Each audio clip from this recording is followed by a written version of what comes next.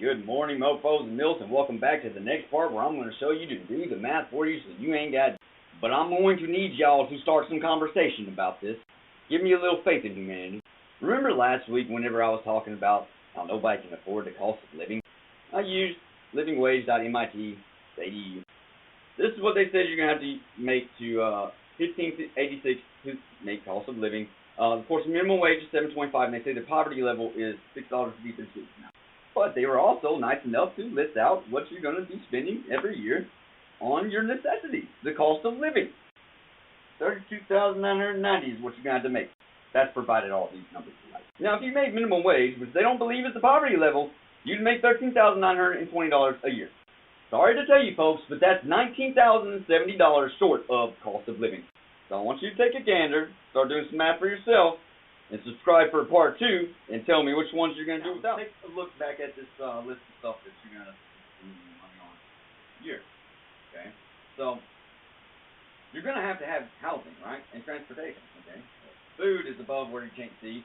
Child care, of course, you don't have any kids on that. Medical, that's mandatory.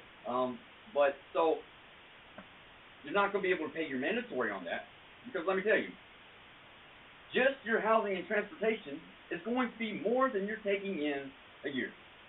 So if you only are going to have enough money to make it to work and from work, not to eat, nothing.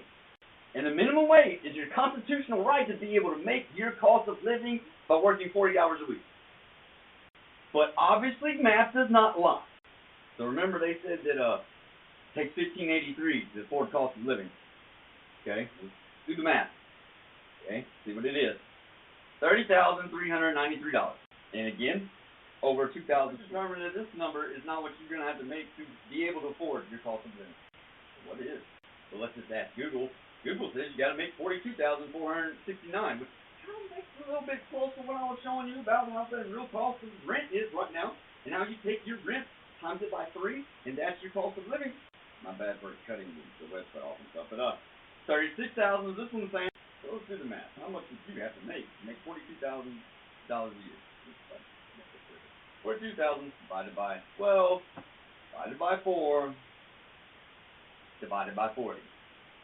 $21. Now, I'm putting this here to show you. This is Indeed.com.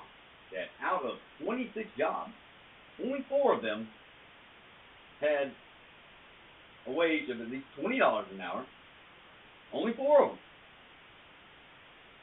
And you're going to have a college degree for that. So wait for part 3. You got to have a college degree to be able to afford to live, to have a job to afford to live. Okay. Well, let's see here. That would accumulate for 7.8 plus 19.2 plus 11.3. Let's see. Somewhere around 38%. And the rest don't. So do the rest of the people of Tennessee not deserve to be able to afford cost of living? Which definitely brings me to another question. Why is it saying there's only 13.3% of Tennesseans in poverty? Because quite literally it's over 60% that can't even afford cost of living. Because no entry-level jobs are ever going to pay it. So what are your kids going to do whenever they go step out in life, huh? Because you know what I did back in my days, I went to work at McDonald's. Rent was $500 a month. Times 3, that's $1,500. So what are we going to do about America? Sit back and let our future generations have no hope?